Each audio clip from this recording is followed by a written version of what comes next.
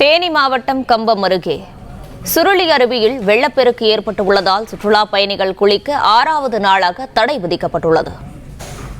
இதுகுறித்தான முழு விவரங்களோடு இணைகிறார் செய்தியாளர் ஹரீஷ். ஹரீஷ், வணக்கம். இது குறித்தான விவரங்களை பகிரலாம். வணக்கம்.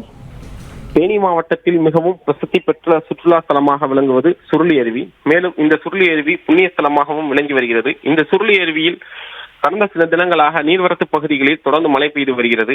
தேனி மாவட்டத்தின் பல்வேறு பகுதிகளில் மழை பெய்து வருவதாலும் மேற்கு தொடர்ச்சி மலை பகுதியில் மழை பெய்து வருவதால் இந்த சுருளி அருவிக்கு வரக்கூடிய நீர்வரத்து கடந்த 6 நாட்களுக்கு முன்பாக அதிகரித்து அருவியில் வெள்ளப்பெருக்கு ஏற்பட்டது. இதன் காரணமாக அருவியில் தண்ணீர் ஆர்ப்பரித்து கொட்டி வருவதால் சுருளி அருவியில் சுற்றுலா பயணிகள் குளிப்பதற்கு வனத்துறையினர் தடை விதித்திருந்தனர். தொடர்ந்து இன்று 6வது நாளாகவும் இந்த தடை நீடித்து வருகிறது. அணைப்பகுதி மற்றும் நீர்வரத்து பகுதிகளில் தண்ணீர் அதிகமாக காணப்படுவதால் அருவிக்கு நீர்வரத்து அதிகரித்துள்ளது. இது குறையும் வரை தொடர்ந்து சுற்றுலா பயணிகள் குளிப்பதற்கு வனத்துறையினர் தடை விதித்துள்ளது தொடரும் என தெரிவித்துள்ளனர்.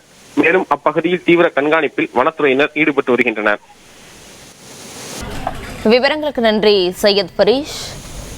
பிளே ஸ்டோர் மற்றும் ஆப் ஸ்டோரில் இருந்து பாலிமர் செயலியை QR கோடு மூலம் பதிவிறக்கம் செய்யுங்கள். செய்திகளை உடனுக்குடன் பெறுங்கள்.